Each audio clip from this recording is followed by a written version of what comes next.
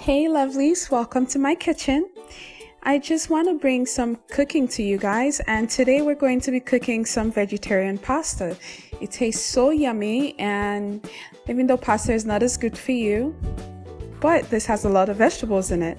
So those are pictures or videos of my ingredients. I will list them down below. And if you're wondering what those little cubes are in the middle, that is Maggi. It's the equivalent of bouillon powder, but in a cube. I prefer those to bouillon powder, but if you don't have that, you could always use some bouillon. So we will start off by sauteing our garlic and onion in that olive oil. Let that cook down for a little bit so the flavors come out.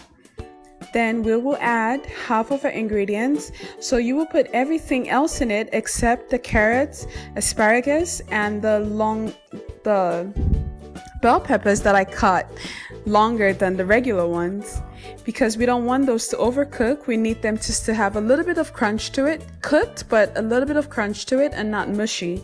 So I usually leave those to put in towards the end. Okay, so while we're letting that cook down a little bit, we do not want to overly cook it, but want to ensure that the tomatoes are well cooked, because nobody likes raw tomatoes. At least I don't. Maybe some people do, but it's not my thing. Now I need to find my habaneros because I like me some spice. So once I find my habaneros, I'm going to throw those in there.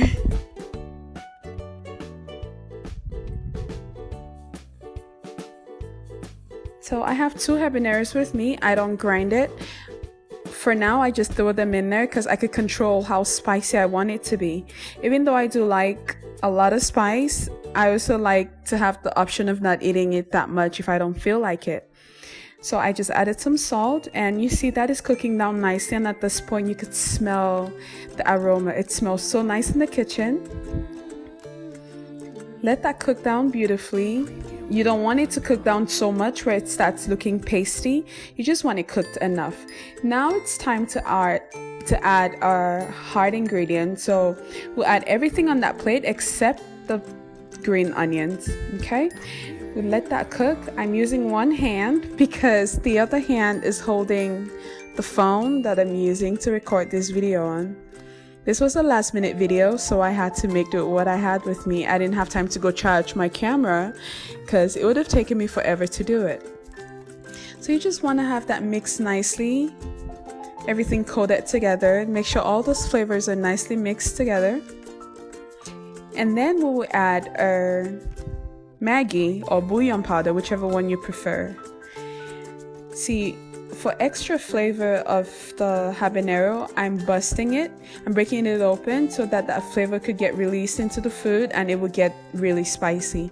As I said earlier, you do not have to add habaneros because those could be very hot. If you cannot handle the heat, you can leave those out. So we'll add a dash of white pepper. And finally, we'll add our pasta. This is pre-cooked pasta. I put a little bit of vegetable oil in the pasta so it doesn't stick together, making it easier for me to mix it into my food.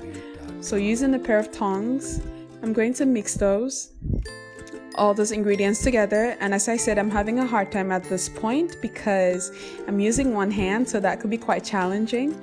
I had to drop the camera for a little bit and mix it and hold the pot and properly mix it. And you notice I am using a wide pan because it's just easier that way. And finally, we add our green onions or chives. That'll bring out that burst of flavor and color. It brings back the green into the meal. And voila, we're all done. That's what the pasta looks like at the end. It smells so good and tastes even better. You should try this at home, okay? Try it at home and tell me what you think. I'd like to know. If you did try this recipe, leave a comment down below. And I hope you enjoyed this video. Thanks, loves, for watching. Ciao.